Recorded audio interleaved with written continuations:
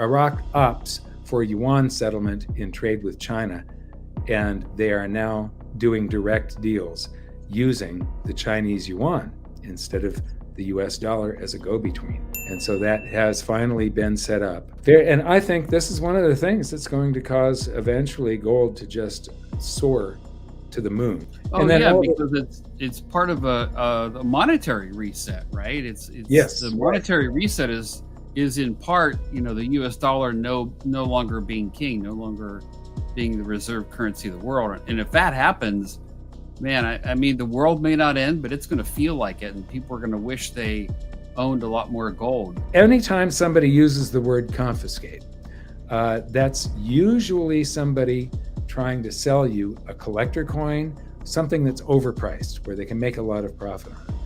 The US government never confiscated gold back in the 30s. They nationalized it. They requested that you go into any branch of the Federal Reserve System, and they bought it from you at the current market rate for gold.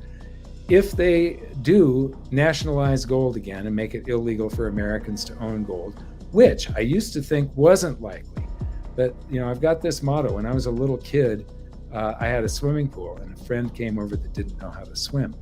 And at the minute that his feet could not touch the surface, he pushed me underwater and was holding me underwater so that he could breathe. And I came within seconds of dying. And so my motto is never swim near a drowning man. And the US and the Federal Reserve will be drowning at one point. And so it is possible that they could nationalize gold one day. Will they do it at $2,500 an ounce, $4,000 an ounce, $5,000 an ounce, $10,000 an ounce? I don't know. But at that point, it's best to not become a criminal. Sell it to them, which will be what they will be requesting you to do. So they're going to lock it with what they would probably do. If the free market price of gold is soaring and it's at $7,000 an ounce, they will make $8,000 or $10,000 the price of gold, and they will buy it from everyone. And then we will be back on some sort of gold standard, probably a fraudulent one again. This is the reason I say gold standard. Gold is great, but gold standards suck. Gold standards have always been fractional reserve schemes that are just a bunch of voodoo, and they're going to give you promises to pay gold. Well, if dollars exist outside the United States, and the U.S. suddenly declared gold illegal and told citizens that they have to turn it all over again, and they'll buy it from them, even if they're buying it from them, what's going to happen to the dollar when the rest of the world hears the news that the U.S. has just made gold illegal? I believe that every trading house all across the world will get on the computers and the phone instantly and say, dump all of our dollars and buy gold. And what you'll see is gold's price soar and the dollar die. So it's their best interest. I think that this does, I don't know if they're actively punishing anybody that has gold and silver as yet, but they're going to punish us for any activity they don't like.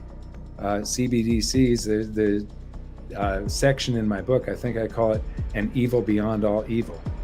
This is just the most horrible thing. And then the Fed is introducing Fed Now, which is a digital wallet with instant settlement, but it's not CBDCs, it's just digits, it's dollars. But once you get on that system, it's really easy to just switch the whole thing over to CBDC. And they're claiming all of these benefits, instant settlement. You don't have to wait for the bank to do it. All of the, instant party to party or party to business settlement, or bank to bank, or whatever. And so it's just all a smokescreen as getting you onboarded into the evil beyond all evil. Yeah, I did call it evil as well, Mike, in an interview I did. And the evil part of it is that if you don't do something they like, or do something you're not supposed to do, you don't pay all your taxes in their opinion. There's so many reasons they could cut you off, or maybe your social credit score isn't high enough. Your carbon credit thing is. Maybe you're drinking too much Starbucks, Mr. Jeff. Too much Starbucks or too much red wine. I one of the two. Maybe. Yeah, I mean, there's lots of reasons they could use to, limit your activity, control your activity, reduce your availability of funds. It's a Well, if you're not spending enough, they can just slap a negative interest rate on your bank account. If you notice 10% of your funds disappearing every year, you're going to spend it before they take it all. And so they can stimulate the economy by charging you so that you get rid of your cash, right. And velocity picks up. Hey, Mike, here's a question I was asked, and I'd like your opinion. Hey, we own gold to be outside of the financial system, but when we go to sell our gold, if CBDCs are in place, our proceeds are going to be priced right back in CBDCs, so we're right back in the system. So why should I own gold? True. So I had my answer to that, but I'm curious how you would answer. Well, yes, and if that's the only alternative, then what you do is you sell for the CBDCs and you buy something else. Real estate, high yield, a high dividend stock, something that cash flows right away. You use this next big up leg on gold and silver as a capital gain play. To get out of the system. Yeah, I like it. I don't really care about gold and silver. What I care about is morality and honesty. And we live in this deeply, this false, the whole monetary system is a fraud, a Ponzi scheme, a pyramid scheme, and it's all designed to benefit the few at the top at the expense of the many. It would be absolutely impossible for us to have the debt that we've got if we had been on an honest monetary system. People keep on talking about the levels of debt to GDP and all that stuff, and how we can, make the banking sector more stable. And nobody is asking the question, is this whole monetary system that we've got, and this system of banking, is this moral, or is it completely wrong? Should we be doing this? How did the US get $31 trillion in debt? How is the world, at Hong Kong, Singapore, and I can't remember the third country, but in the book, there's 3 countries that are over 6 years of debt to GDP.